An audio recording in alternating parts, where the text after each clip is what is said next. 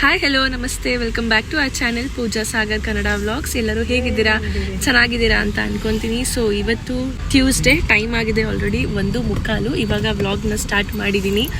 ಕಾರಲ್ಲಿ ಹೋಗ್ತಿದ್ವಿ ದೇವಸ್ಥಾನಕ್ಕೆ ಅಂತ, ನಾನು ಸಾಗಿ ಮತ್ತು ಪಾಪು.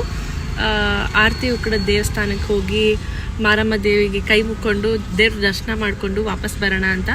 ಫಸ್ಟು ಬರೀ ದೇವಸ್ಥಾನಕ್ಕೆ ಹೋಗಿ ಬರೋಣ ಅಂತ ಪ್ಲಾನ್ ಇದ್ದಿದ್ದು, ಈಗ ದೇವಸ್ಥಾನಕ್ಕೆ ಹೋಗಿ ಹಂಗೆ ಎಲ್ಲರೂ ಹೋಗಿ ಸುತ್ತಾಡ್ಕೊಂಬರೋಣ ಅಂತ ಹೊರಟಿದ್ದೀವಿ. ಸೊ ನಾನು ಹಾಗೆ ವ್ಲಾಗ್ ಸ್ಟಾರ್ಟ್ ಮಾಡಿದೆ, ನಿಮ್ಮ ಜೊತೆಗೂ ಅದನ್ನೆಲ್ಲ ಶೇರ್ ಮಾಡ್ಕೊಳ್ಳೋಣ ಅಂತ ಇದ್ದೀನಿ. ಇವಾಗ ಆಲ್ರೆಡಿ 1:15 ಆಗಿರೋದ್ರಿಂದ ಇನ್ನೂ ನಾನು ಸಾಗಿ ಪಾಪು ಯಾರೂ ಊಟ ಮಾಡಿಲ್ಲ. ಅದಕ್ಕೆ ಇಲ್ಲೇ ಆನ್ ದ ವೇ ಹೋಗ್ತಾ ಒಂದು ಹೋಟೆಲಲ್ಲಿ ಊಟ ಮಾಡಿಕೊಂಡು ಆಮೇಲೆ ದೇವ್ರ ದರ್ಶನಕ್ಕೆ ಹೋಗೋಣ ಅಂತ. ಸೊ ಇವತ್ತು ಇಡೀ ದಿನ ವ್ಲಾಗ್ ಮಾಡ್ತೀನಿ, ನಿಮ್ಮ ಜೊತೆಗೂ ಶೇರ್ ಮಾಡ್ತೀನಿ, ಬನ್ನಿ. ರೋಹನ್ ಅವ್ರ ಪಪ್ಪನ ಜೊತೆ ಮುಂದೆ ಕೂತ್ಕೊಂಡ್ಬಿಟ್ಟಿದ್ದಾನೆ. ಯಾವಾಗಲೂ ಮುಂದೆ ಸೀಟ್ ಇವಾಗ ಅವನೇ ಆಕ್ಯುಪೈ ಮಾಡ್ಕೊಳ್ಳೋದು. ಸೊ ನಾನು ಹಿಂದೆ ಎಷ್ಟೊತ್ತು ಇಲ್ಲಿ ಕೂತಿದ್ದ, ಇವಾಗೇನೋ ಅವ್ರ ಪಪ್ಪನ ಜೊತೆ ಡ್ರೈವ್ ಮಾಡೋಕ್ಕೆ ಅಂತ ಡ್ರೈವರ್ ಸೀಟಲ್ಲಿ ಕೂತ್ಕೊಂಡಿದ್ದಾನೆ.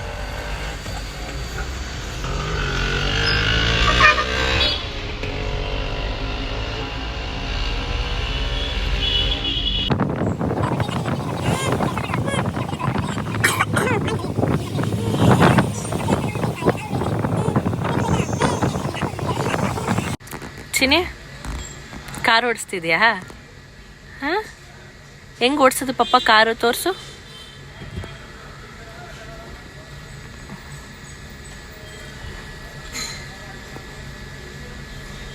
ಚಿನಿ,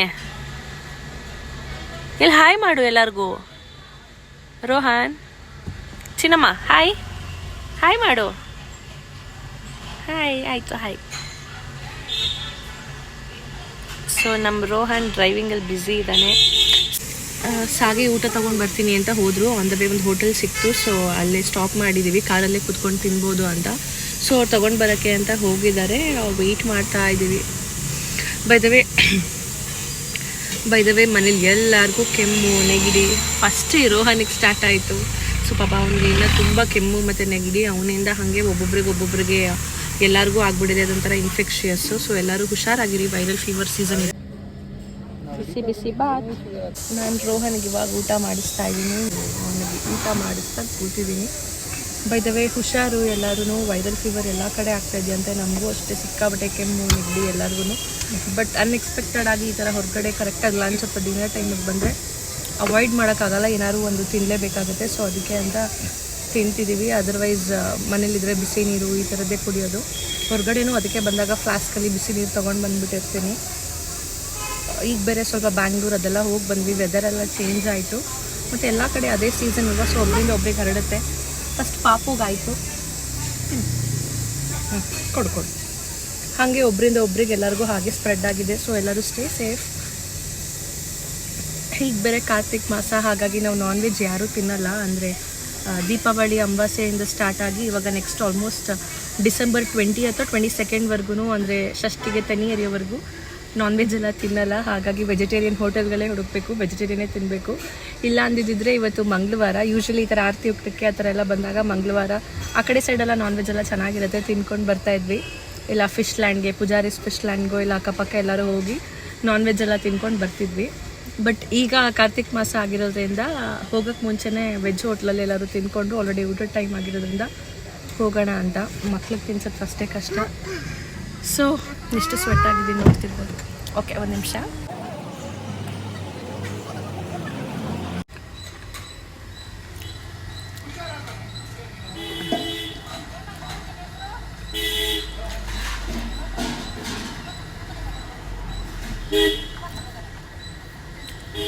ನಾನು ತಿಂಡಿ ತಿನ್ಕೊಳ್ಳೋವರೆಗೂ ಸಾಗಿ ಪಾಪುನ ಆಟ ಆಡಿಸ್ತಾ ಇದ್ದಾರೆ. ಸೊ ದಟ್ ನಾನು ಆರಾಮಾಗಿ ನನ್ನ ತಿಂಡಿನ ತಿನ್ಬೋದು ಅಂತ.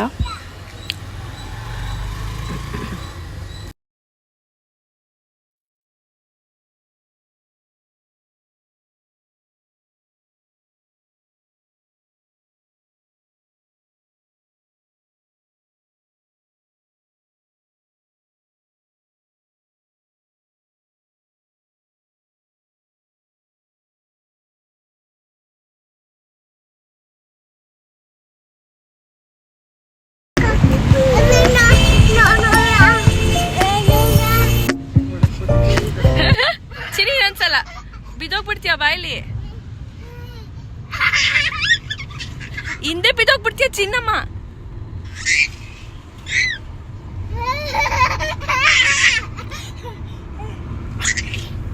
ನಮ್ಮ ರೋಹನ್ ಪುಟಾಣಿದು 2 days ಬ್ಯಾಕ್ ತಾನೇ ಬರ್ತ್ಡೇ ಆಯಿತು, November 26th.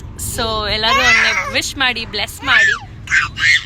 ನಾನೇನು ಬರ್ಡೇ ದಿನ ವ್ಲಾಗ್ ಮಾಡಲಿಲ್ಲ, ಏನು ಸ್ಪೆಷಲ್ ಅಂಥದ್ದೇನು ಮಾಡಲಿಲ್ಲ. ಸೊ ಹಾಗಾಗಿ ವ್ಲಾಗ್ ಮಾಡಲಿಲ್ಲ. ಅವ್ನಿಗೆಲ್ಲರೂ ವಿಶ್ ಮಾಡಿ, ಬ್ಲೆಸ್ ಮಾಡಿ.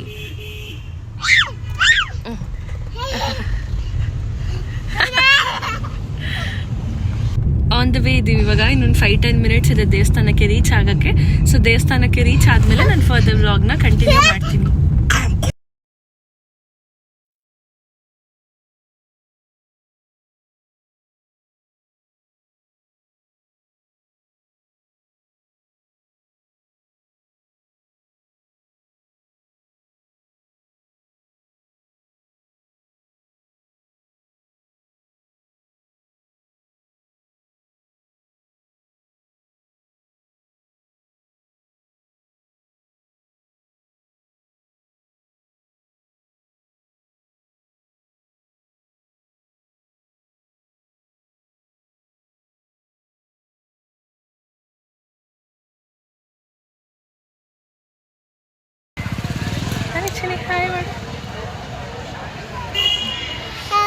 ಸಿಕ್ಕಾಪಟ್ಟೆನೇ ಬಿಸಿಲಿದೆ ದೇವಸ್ಥಾನದಲ್ಲಂತೂ. ತುಂಬ ಓಪನ್ ಸ್ಪೇಸ್ ಇರೋದ್ರಿಂದ ಕಾಲು ಇಡೋಕ್ಕಾಗ್ತಾಯಿಲ್ಲ, ಅಷ್ಟು ಬಿಸಿಲಿದೆ.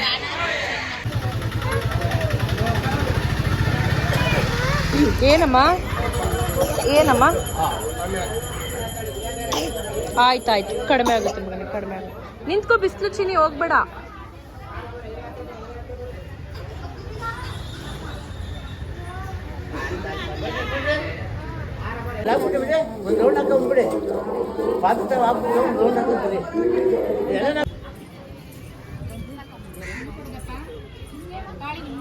ಹೊರಡೋಣ ಬಾ ಚಿನ್ನು.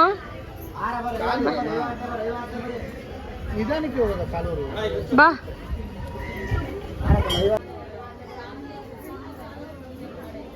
ಮಾಮಿ ಮಾಡ್ತಿದ್ಯಾ?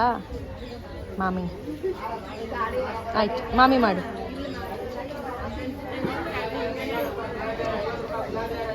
ಹಂಗ ಮಾಮಿ ಮಾಡೋದು? ಚಿನ್ನು ಚಿನ್ನು ಹೆಂಗೆ ಮಾಮಿ ಮಾಡೋದು? ಏನಮ್ಮ?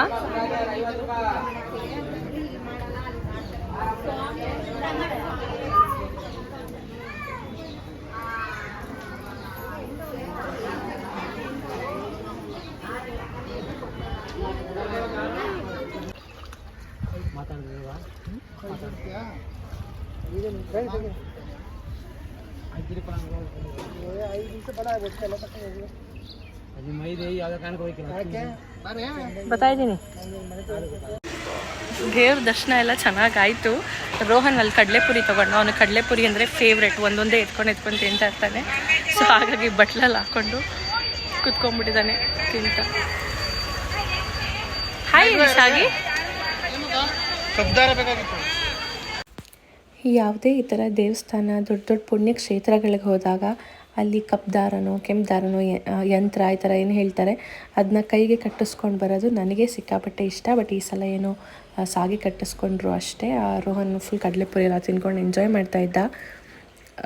ದೇವಸ್ಥಾನಗಳಿಗೆ ಹೋಗಿ ಬಂದಮೇಲೆ ನಾವು ಸ್ವಲ್ಪ ಹೊತ್ತು ಮಾತ್ರ ದೇವಸ್ಥಾನದಲ್ಲಿದ್ದರು ಈ ಥರ ದಾರ ಇದೇನಾದ್ರು ಕಟ್ಟಿಸ್ಕೊಂಬರೋದ್ರಿಂದ ಅದ್ರ ಪಾಸಿಟಿವ್ ವೈಬ್ಸ್ ಜಾಸ್ತಿ ದಿನ ನನ್ನ ಹತ್ರ ಇರುತ್ತೆ ಅನ್ನೋ ಕಾರಣಕ್ಕೆ ನನಗೆ ಅದೊಂದು ರೂಢಿ ಎಲ್ಲವಾಗ್ಲೂ. ಸೊ ದೇವಸ್ಥಾನಗಳಿಗೂ ಜಾಸ್ತಿ ವಿಸಿಟ್ ಮಾಡೋದ್ರಿಂದ ಎನಿ ಟೈಮ್ ಕೈಯಲ್ಲಿ ದಾರಗಳು ಅದೇನಾದರೂ ಇರುತ್ತೆ, ತುಂಬ ಇಷ್ಟ ಆಗುತ್ತೆ. ಸೊ ಯಾರ್ಯಾರಿಗೆ ಈ ಥರ ದೇವಸ್ಥಾನಗಳಿಗೆ ಹೋದರೆ ಈ ಥರ ದಾರ ಕಟ್ಟಿಸ್ಕೊಳ್ಳೋದು ಇದೆಲ್ಲ ಇಷ್ಟ ಆಗುತ್ತೆ. ನಾವು ಮಾತ್ರ ಹೀಗೇ.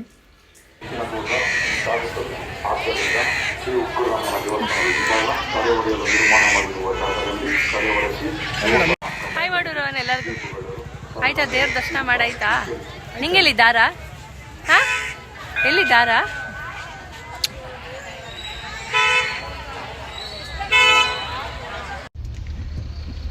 ಟೈಮ್ 4:35 ಆಯಿತು. ಈಗ ವಾಪಸ್ ಹೋಗ್ತಾ ಇದ್ವಿ ಮನೆ ಕಡೆ.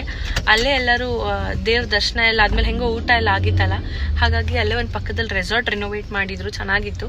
ಒಂದು ಡೇ ಔಟ್ ಥರ ಆಗುತ್ತೆ, ಹೋಗಿ ಬರೋಣ ಅಂತ ಪ್ಲ್ಯಾನ್ ಮಾಡಿದ್ವಿ. ಬಟ್ ಈವ್ನಿಂಗ್ ಆಗೋಗಿದ್ರಿಂದ ಹಾರ್ಡ್ಲಿ ನಮ್ಗೆ ಇನ್ನೊಂದು 2 hours ಸಿಗ್ಬೋದೇನೋ ಅಷ್ಟೇ. ಸೊ ಇನ್ನೇನು ರೋಹನ್ಗೂ ಎಂಜಾಯ್ ಮಾಡೋಕ್ಕಾಗಲ್ಲ, ಹಾಗಾಗಿ ಬೇಡ ಇನ್ನೊಂದು ದಿನ ಮಾರ್ನಿಂಗೇ ಬರೋಣ ರೆಸಾರ್ಟ್ಗೆ ಒಂದು ಡೇ ಔಟ್ ಥರ ಅಂತ ಈಗ ವಾಪಸ್ ಹೋಗ್ಬಿಡೋಣ ಅಂತ ಮನೆಗೆ ಹೊರಟಿದ್ದೀನಿ. ಸೊ ಮನೆಗೆ ಹೋದ್ಮೇಲೆ ನಾನು ಆ್ಯಸ್ ಯೂಶುವಲ್ ಡೈಲಿ ವ್ಲಾಗ್ನ ಸ್ಟಾರ್ಟ್ ಮಾಡ್ತೀನಿ, ಡೈಲಿ ವ್ಲಾಗ್ನ ಕಂಟಿನ್ಯೂ ಮಾಡ್ತೀನಿ ಈ ವ್ಲಾಗ್ ಜೊತೆ. ಹಾಗಾಗಿ ಫಸ್ಟ್ ಮನೆಗೆ ಹೋಗೋಣ ಬನ್ನಿ.